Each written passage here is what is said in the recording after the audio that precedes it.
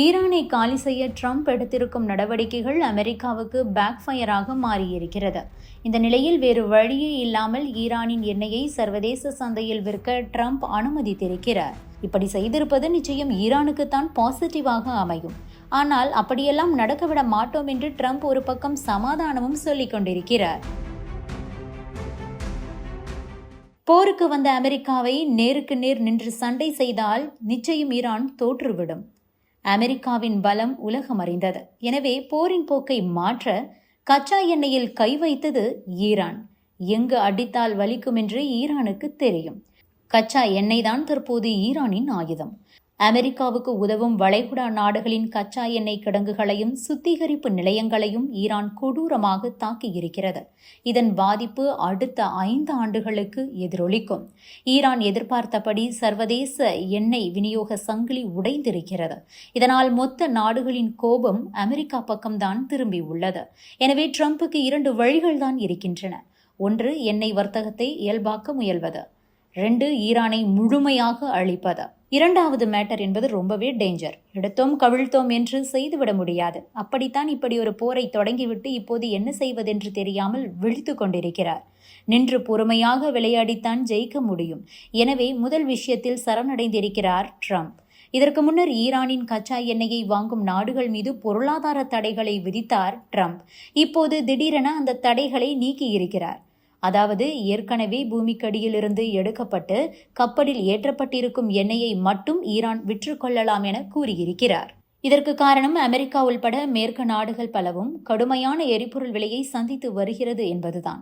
உலகம் முழுவதும் 2 வழிகளில் கச்சா எண்ணெய் விநியோகிக்கப்படும். 1, ஹர்முஸ் நீரிணை.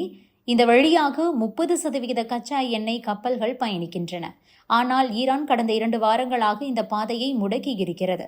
அதேபோல செங்கடல் சூயஸ் கால்வாய் வழியாக கப்பல்கள் போகும். அதுவும் போர் காரணமாக தடைப்பட்டிருக்கிறது.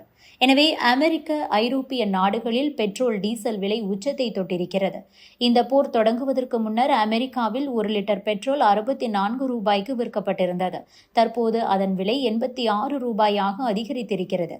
எனவே மக்கள் டென்ஷனில் இருக்கின்றனர். இது தவிர இந்த ஆண்டு அமெரிக்காவில் இடைத்தேர்தல் வேறு வருகிறது. எனவே நிலைமையை சமாளிக்கவே ஈரான் எண்ணெயை விற்க தற்காலிகமாக அனுமதியை கொடுத்திருக்கிறார் ட்ரம்ப். ட்ரம்ப் தரப்பில் பார்த்தால் பெட்ரோல் விலை ஏற்றத்தை சமாளிக்க இது சரியான நடவடிக்கை போலத்தான் தெரியும். ஆனால் சர்வதேச பொருளாதார நிபுணர்கள் இதை விமர்சித்து வருகின்றனர். ஏனெனில் ஈரானின் எண்ணெய் சுமார் 140 மில்லியன் பேரல் விற்பனைக்கு வருகிறது. இது மொத்த உலகத்திற்கும் 1.5 நாள் தேவைக்குத்தான் சரியாக இருக்கும். அப்படியெனில் எப்படி பெட்ரோல் விலை குறையும் என்ற ஒரு கேள்வியும் எழுகிறது.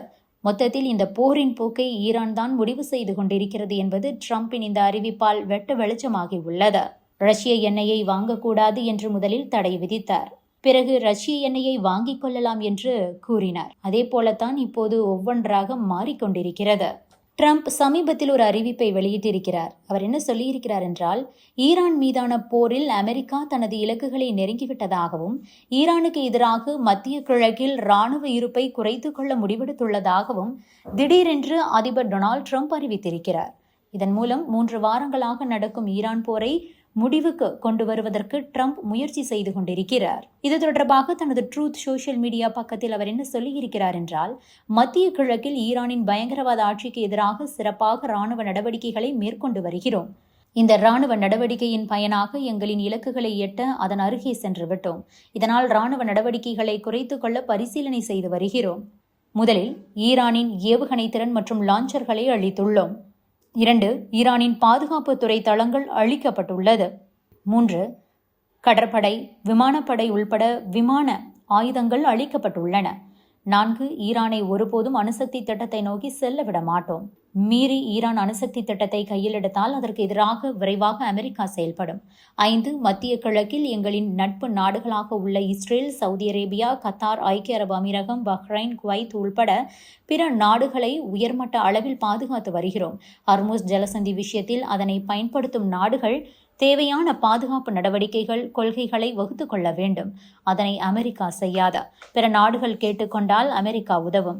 ஆனால் ஈரானின் மிரட்டல் அழிக்கப்படும் பட்சத்தில் இது தேவைப்படாத. முக்கியமாக இந்த முக்கிய கப்பல் வழித்தடத்தை பாதுகாப்பது அந்த நாடுகளுக்கு எளிய இராணுவ நடவடிக்கையாக இருக்கும் என கூறியிருக்கிறார். ஈரானுக்கு எதிரான போரில் அமெரிக்கா சாதித்தது என்ன என்ற கேள்விக்கு பதிலாகத்தான் ட்ரம்ப் போரை நிறுத்த முடிவு செய்துள்ளதாக அரசியல் நோக்கர்கள் பதில் கொடுத்திருக்கிறார்கள். Subscribe to One India and never miss an update.